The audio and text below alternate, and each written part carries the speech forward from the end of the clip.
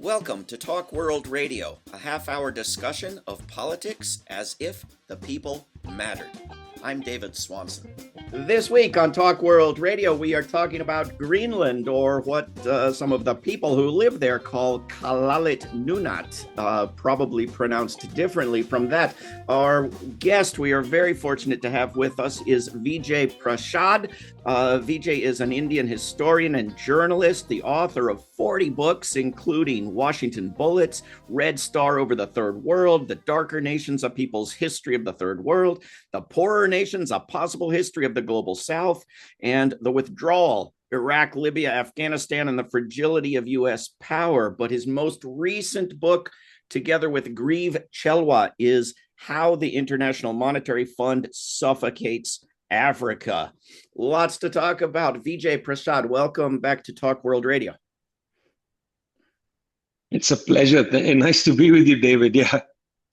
Thanks for being here. So what should people know about Greenland that they mostly do not? Well, in a way, it's interesting because Mr. Trump has made a demand upon the world, and it's a pretty ferocious demand, but it shouldn't be such a great surprise to people in the United States. You know, it may be a difference of tone between Obama and Trump. They have certainly a great difference of tone, of attitude. They speak differently, but what's the difference? I mean, Mr. Obama, for instance, announced in 2011 that the United States must pivot to Asia. In other words, don't let China get out of hand, and let's build up our arsenal in the Indo-Pacific. He sent his Secretary of State, Hillary Clinton, to effectively interfere in Japanese politics so that the Japanese Prime Minister, Mr. Hatoyama, was not permitted to allow United States base in Okinawa to be expanded. And in fact, as a consequence of Hillary Clinton's meddling in Obama's visit to Japan, where he openly disrespected Hatoyama, Hatoyama had to resign as prime minister. I've always thought this is a very interesting kind of coup d'etat. You know, it's not your conventional coup, but they sort of used a kind of psychological warfare to get rid of a Japanese prime minister. What's the difference? I mean, the United States currently occupies Japan, Germany, Italy, with large military bases, which were there after the surrender of these three countries. You know, there are US bases all over Italy. Giorgio Meloni knows that. She knows what the limit is of her politics. The Germans know that. That's a limit of their politics. You see that the Japanese absolutely know that. You know, they understand that Okinawa and bases on the Japanese mainland, all of that, untouchable. And the United States dictates policy, you know, through that big footprint, 900 foreign military bases globally. It's a footprint, you know, that they have. So in my opinion, the problem we're facing here is not a unique problem. Oh, Greenland, Trump is crazy. What does he want Greenland for? Why is he crazy to want Greenland? It's not the rare earth minerals alone. It's not the fact that the Golden Dome, I think it's called, his missile defense project will require, he claims, Greenland, the flight path of Russian missiles or Chinese missiles. It's none of those things. You know, it's this ambition of the Western Hemisphere that he articulates in the national security strategy. United States has the Monroe Doctrine, which has said that the Western Hemisphere is the United States, and that Mr. Donald Trump and his Trump corollary is going to do whatever the hell it takes to secure that. If that means disrespecting the Canadians, well, too bad, Mark Carney. You know, you can complain all you want, Mark, but where were you when you were the head of the Bank of England and you helped the United States freeze Venezuela's $4.3 billion worth of gold? Mark Carney signed his name to that. You know, where were you when you were violating the international rules-based order? You just don't like it when the United States uses that against you. It's okay to use it against Venezuela, not against you. Against Greenland, maybe that's also acceptable. but not against Denmark. It's a founding member of NATO, for God's sake. In that sense, Trump has stepped into the pile of European shit and has confounded the Europeans with that. I mean, they don't like J.D. Vance coming to Munich and telling them, that they are not a free society. They don't like that. They're okay if J.D. Vance goes, wherever, to Moscow or to China and says you're not a free society. That's fine. But they don't want to hear it in Germany. And this is the level of hypocrisy in all of this. Okay, Trump is a nut, and Trump's demand for Greenland is nutty. But equally nutty is the European sense that demanding other parts of the world is just fine, but not their parts of the world. That's equally nutty to me. It's about the division of spoils, not principle. But Greenland already has a U.S. military base. They kicked out the people who lived there. They won't let them go back to where they lived. They have an old nuclear weapons military base buried under melting ice. And as I understood it, they had the right to just notify Greenland and Denmark, we want another base. We're putting another base here. And that wasn't good enough. Trump wanted something more than that. But to get it, he didn't talk with Greenland or even Denmark. He talked with the Secretary General of NATO and got something more out of him, of all people. Can you explain any of this? Okay, so David, if you just go to the Wikipedia page of Secretary Generals of NATO, you will very quickly discover that these are washed up semi-politicians from Europe. Mark Rutte is a well-known caretaker prime minister in the Netherlands. He's the longest-serving prime minister because nobody else wanted that job. These are basically Northern-esque European men who wear ugly blue suits and are used to saying yes to the United States. I mean, every one of them, you go back and look down the list. There's no impressive NATO Secretary General. NATO is run by the US military joint chiefs. It's run by the military command.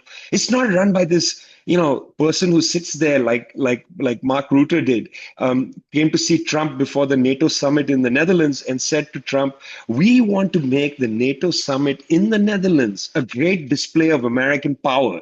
Who talks like that, man? That's how Rutte talks. These people are basically there to flatter the US president, to make sure the Europeans have a sense that they have a place at the table, which is why this was the first speech of Trump, which was a little bit like a campaign rally, when he would just stand up there and just humiliate people and laugh at Emmanuel Macron with his dark glasses and make jokes about this and that. And then very weirdly said, Marco Rubio, stand up. And, he introduced his mob, his entourage.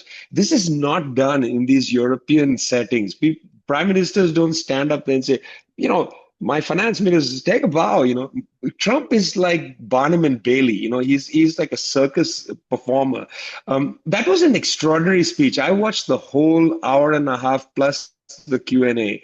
I found it riveting. I mean, I didn't find it dumb or anything.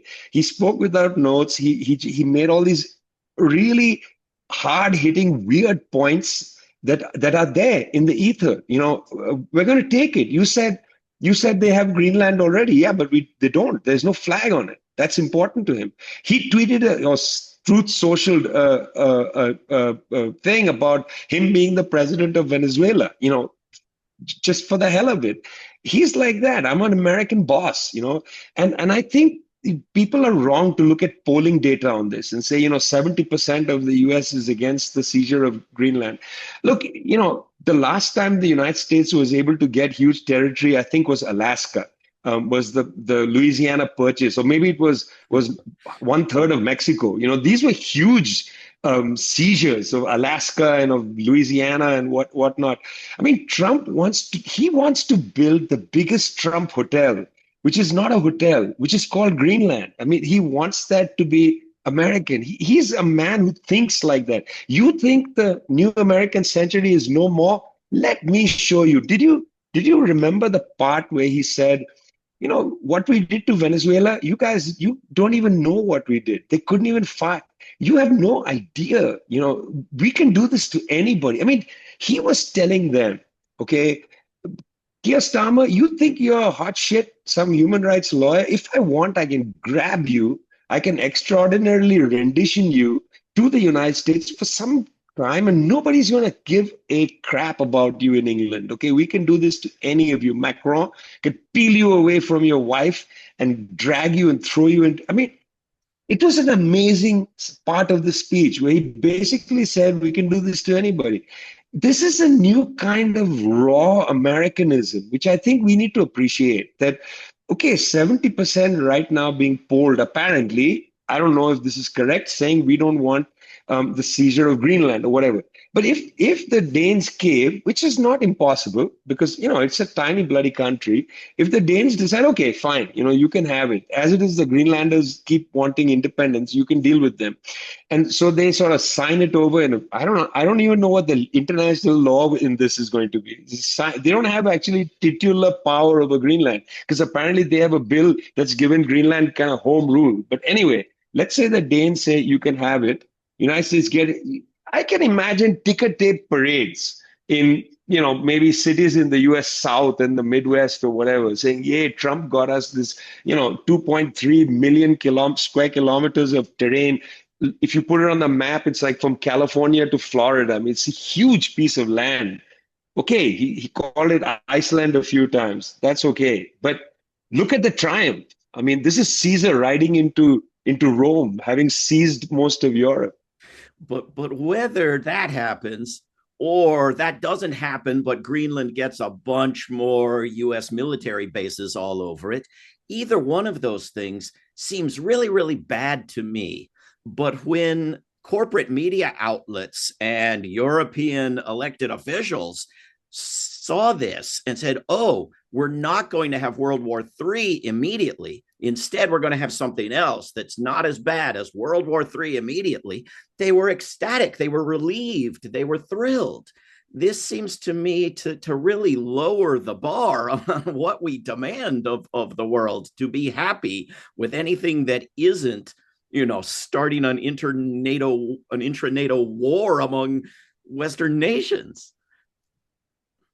Well, firstly, there was never going to be a war. I mean, nobody can, right now, it is true that the United States has built a military capacity from the air and from sea to demolish any country. Nobody can defend against it. That section of the speech in Davos, he said that, look, the Venezuelans had Russian and Chinese air defense systems. We destroyed it all. And now they're back to the drawing board, studying how to figure out what to do with the U.S. Anti-air defense system, the technology the U.S. has developed now, right? I mean, he says that. And so if the Chinese and the Russians can't defend against having 150 airships above Caracas, that was amazing. It's beyond shock and awe. 2003 Iraq, they had 150 aircraft just hovering over Caracas, threatening Gaza. That's what he was threatening the leadership with, is that if you don't surrender to us, it's Gaza. We can destroy Caracas. We don't give a shit. I mean, we kill, I don't know, 1/3 of a million people. What does it matter? Look at the deaths in Gaza. Nobody can stop it. Yeah, it's Gaza and then Venezuela. What we did with Gaza is the ultimate expression of our power. And what we did to Venezuela is the way we threatened them and told them back off. The Danes are not going to risk a missile in Copenhagen. Okay, it's just not on the agenda. No NATO country is going to risk a conflict with the United States. This is off the agenda. How can Germany fight a country when Germany is peppered with US military bases? How can Belgium fight a country when there are military bases in Belgium? I mean, this is a ridiculous conversation even to imagine, because Europe is basically a US military base. It's not going to happen. Eventually, there's a settlement that's going to take place. It will have some sort of gift of Greenland to the United States. That's how I see it. I don't see any way out. Unless Trump loses interest and says, okay, then forget it. I want the Northwest Territories in Canada. See, in 2010, the Canadian government, interestingly, published a report saying we want sovereignty over the northern sea lanes. And the United States didn't really react to that. You see, similar to what you said about the deal with Denmark, US warships can enter Canadian waters not by asking permission, but by just notifying the Canadians that they're going to send, warships or I think any ships, U.S. flags into government ships into the north. So, investigative vessels, science vessels, whatever, icebreakers, and so on. They have to just notify the Canadians. Well, the Canadians have been trying to say, no, no, no, you have to take permission. It's our sovereign water. Yeah. And the United States says, why should we take permission from you? What are you to us? So there's a lot of jockeying that's happening. I mean, Trump could win all kinds of things. The Canadians say, you can send anything, nuclear weapons up there. Why don't we just give you a base in the north somewhere, up there in whatever, the lakes in the north. You can have a base up there. You can go and do. Maybe he's going to win all those things, but we don't know. He has shifting interests as well. But all these little things that are there, bombing Iran, giving Israel permission with US weapons to pummel not only Gaza, but destroy Hezbollah. These are all huge strategic gains for US imperialism. And we have to see it like that. I'm saying this with a smile on my face, but my heart is crumbling, But these are enormous gains, the overthrow of the government in Syria. I mean, you can't underestimate what has happened in the last few years. In our institute, we say, this is a hyper-imperialist system where the United States, with its immense military and information power, is able to utilize it to shape the world to some extent in its image. On the other hand, because the United States has lost major economic, financial, science, power, and so on, there's a new mood in the global South. But the new mood is weak. What can the Chinese do? They don't want to start a real World War III or IV with the US. The Russians, the Iranians can't handle a US attack. The US just came and bombed their nuclear facilities. That was an enormous psychological blow. And the US is enjoying this. It has military power, it has information power. Tomorrow, the United States says we're bombing Iran because, we want to save civilian lives. That's what Trump said. Yeah. He said, we're going to go in there to save civilians. It's bloody ludicrous, man. You don't care about civilians. Yeah. You care about weakening the Iranian resistance to US power, and they can actually do that. So what can we do if the entire population of Greenland gets organized and resists and puts their bodies on the line and declares independence? Will it make a difference? If the people of the United States, who are now more upset about ICE, the world's third biggest military, than they are about any of the distant wars, get organized and resist and refuse and shut down the US government, will it make a difference? What can people do?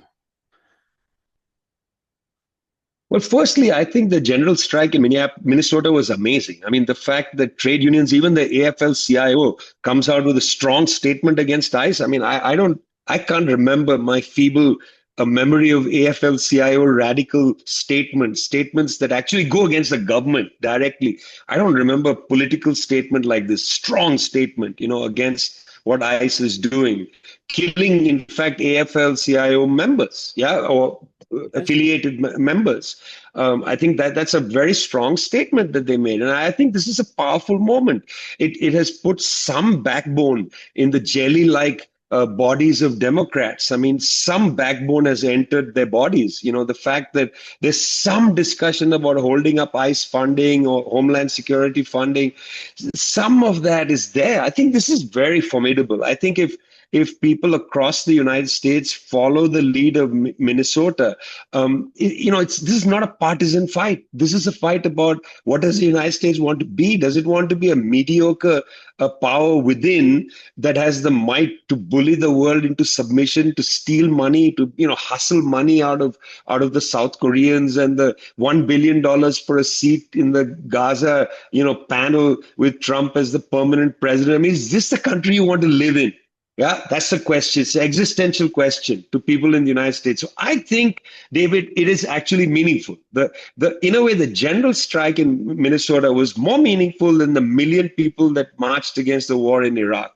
Because in that case, there was no backbone to stuff into anybody's body. Yeah, I mean, you remember the day when Barbara Lee stood up alone to vote against the power to go to war against anybody, basically the invalidation of the 1973 War Powers Act. Yeah, that was the nature of the Democratic Party. They were invertebrates. Yeah, they were jellyfish with no backbone, and was so for a decade or so. Yeah, if you turn around and look at the books in your bookshelf back there, I bet half of them are excoriating tirades against the democratic invertebrate nature. Yeah, but this general strike actually strikes against the core ethos of this idea. What is it to be an American? I mean, to shoot a white woman in cold blood as she came to defend immigrants. I mean, Renee Good, yeah, horrendous killing. That has an impact. It's more than George Floyd. Then you ask the question, what can the Greenlanders do? For God's sake, they are just a larger than 50,000 people. What can they do? They can't do anything. I mean, they're going to fight the American behemoth. The few thousand US troops on Greenland itself will overwhelm them. There's nothing they can do.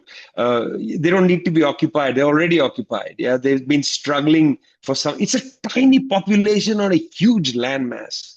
What can they do, brother? They can do nothing. Let me play devil's advocate on the Democrats finding a backbone here. They just gave $184 billion to the U.S. military. 149 Democrats in the House of so-called Representatives voting for it. They just allowed votes effectively in support of a war on Venezuela in both houses. They in the House, so-called leadership of the so-called opposition party didn't whip on the ICE funding, and the House went for ICE funding with 7 Democrats and all the Republicans. Now goes to the Senate, and these senators, world-class invertebrates, if there ever were any, have started saying maybe they'll try to stop the ICE funding while they're reading Democratic Party studies on how they need to rebuild ICE. A military is huge when they talk about rebuilding it, and it's bigger than anybody's other than China's and the United States' actual military. Is it about to change? Are they going to stop the ICE funding? What's going to happen? No. I mean, that's why I said that maybe the general strike will stuff a backbone into the invertebrates. But it's not just I agree with you. That's why I said the books behind you are a good memory of decades of Democratic Party. The word betrayal doesn't work because you have to betray principles. They don't have any principles of the Democratic Party collusion with the ruling class. I mean, I don't even want to see the titles behind you, but I can guess what's there. Yeah, I can guess the kind of books you have back there about military spending and the grotesque lies that they have colluded with. I mean, gone are the days of the old Frank Churches who said, "Let me see what the CIA is up to." Those days are gone. What was his name? Sensenbrenner or somebody? No, the guy from Ohio, the senator from Ohio. I've forgotten his name. These characters of the past who would call forth some sort of committee and bring people before them and say, what are you up to in that country? In Nicaragua, what are we doing in the harbors of Nicaragua? Please tell. Well, sir, it's classified. Not to me, it's not. It's the waters, the fishes. I mean, that sort of Democrat is just no longer available. Bernie Sanders sometimes puts on dress and pretends to be Frank Church, but he's not a Frank Church. He's a conciliator. That's what he is. He conciliates the other Democrats. He makes them feel good. So I quite agree with you. It's not this Democratic Party. It's not even this Democratic base in a way, but these general strikes will produce something. They cannot keep having, the Black Lives Movement, huge demonstrations, a general strike in Minneapolis, in Minnesota, large numbers of people dissatisfied, and this going nowhere. At some point, that sort of anarchist fantasy that lingers in the heart of Americans who keep protesting is going to dissipate, and people are going to realize we need to form a political agenda. We can't be afraid of politics. We've got to get into it, and we can't get into it with the Democrats. Whether it's the DSA or the whatever Democratic this or the progressive Democrats or whatever. These are all attempts to get people to change their minds about something, but you have to maybe build something. I don't know, but there is an anarchistic sort of fog that lingers. People keep coming to big demonstrations and say, I don't want to build power because power corrupts. And so, just let the corrupt rule. I mean, what is this idea of power corrupts and absolute power? I mean, I never liked that slogan, because that slogan for the poor, pure people is always a statement of don't get involved in building anything because you'll get corrupted. It's not true. No. There are so many attempts to build experiments which are not about getting corrupted. So many experiments. I don't agree with that philosophy. No, I think money corrupts. Power doesn't have to corrupt. But Vijay Prashad, we have just a few minutes left. What should we be doing, and what are you doing, and how can people follow your work and keep in touch with you?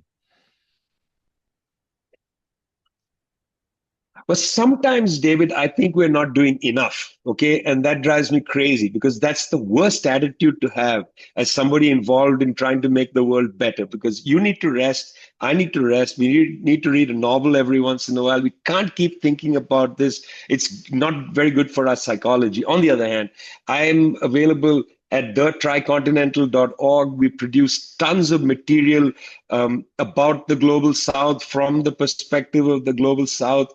I welcome people writing to us, getting involved, volunteering, finding a way to become a better human being. Because isn't that our objective? It's to produce humanity. It's not to allow the Trumps of the world to change the ideals of humanity. We don't want them to make the ideal of being a person to being an American. We want the ideal to remain to be a bloody human being.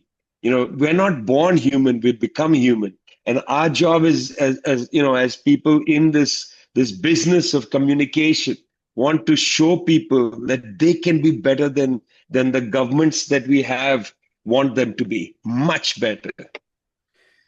We can and we must. And there are people talking about a general strike everywhere in the United States, at least on January 30th. I don't know how big it will grow, but it seems worth doing. It seems like maybe don't wait until your city is Minneapolis. Maybe act before that, and change things before there's a gun in your face.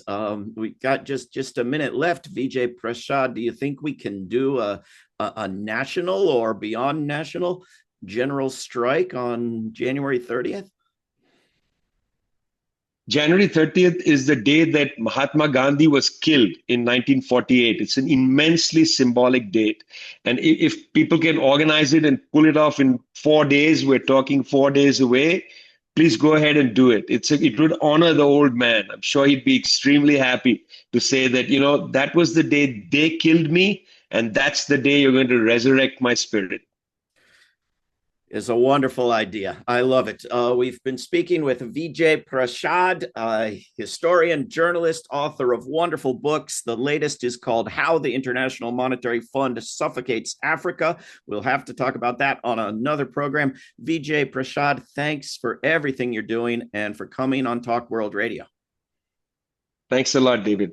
This is Talk World Radio. I'm David Swanson. Take action at rootsaction.org. Help end war at worldbeyondwar.org. Read or listen to today's Peace Almanac entry at peacealmanac.org. All past shows can be heard at talkworldradio.org. Talk World Radio is produced in Charlottesville, Virginia, and syndicated by Pacifica Network. There is no way to peace. Peace is the way.